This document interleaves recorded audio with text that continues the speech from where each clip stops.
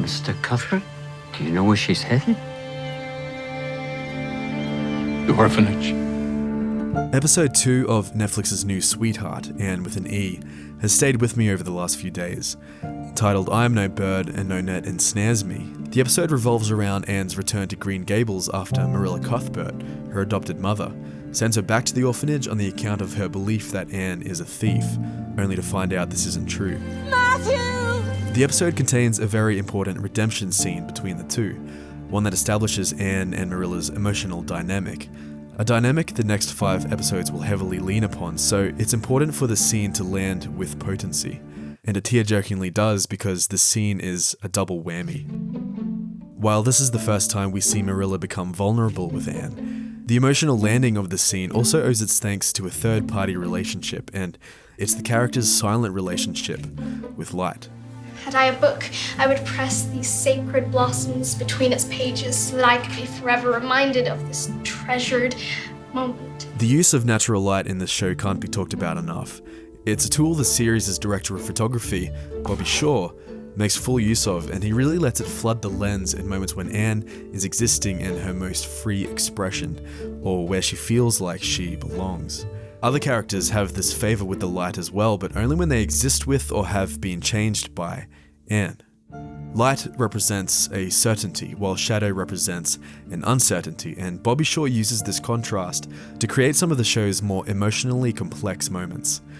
Bobby bounces light and shadow off each other to generate a sense of dissonance between subjects, and as we lead up to that redemption scene between Anne and Marilla, he does this in 5 different stages to give that final scene its real payoff.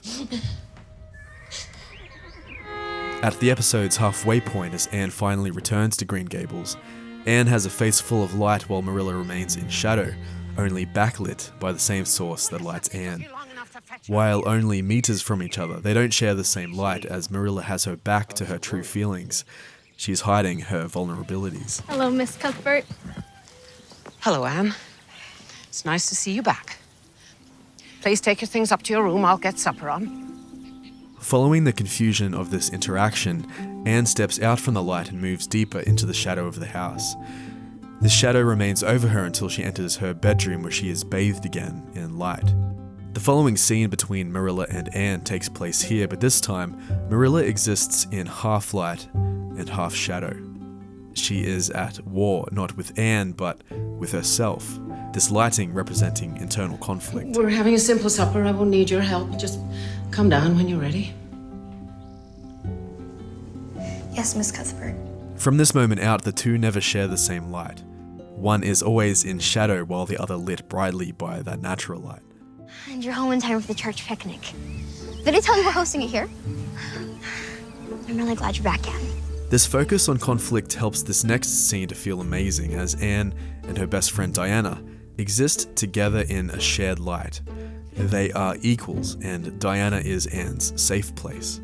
The certainty in the light hitting the lens, conflict of a half-light, and equality in a shared light are the 3 lessons Bobby hopes to have taught us as we arrive at this next scene with the church picnic. Moira Wally-Beckett, and with an E's writer, uses the church picnic to set the stage for the episode's most important scene between Marilla and Anne. As Anne arrives, Diana is held back by her mother. Like Marilla earlier, a conflicted Diana sits in half light, half shadow, and Anne's safe place has been taken away from her. Anne is alone. My. Looks like the Cuthberts have picked up a stray. Stray dog. No need to be uncharitable.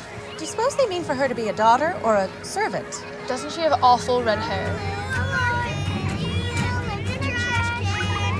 Garbage girl, garbage girl. Anne?